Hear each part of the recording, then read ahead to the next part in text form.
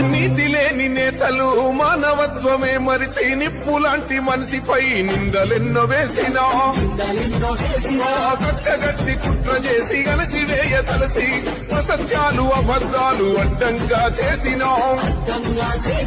కమ్ముకున్న car చీకట్లు చీల్చే సూర్యుడు నమ్ముకున్న వారికై నిలబడచన ధీరుడు ఇక కూలక తప్పవు ఆధిపత్య కోటలు తెలంగాణల ఎగరాలి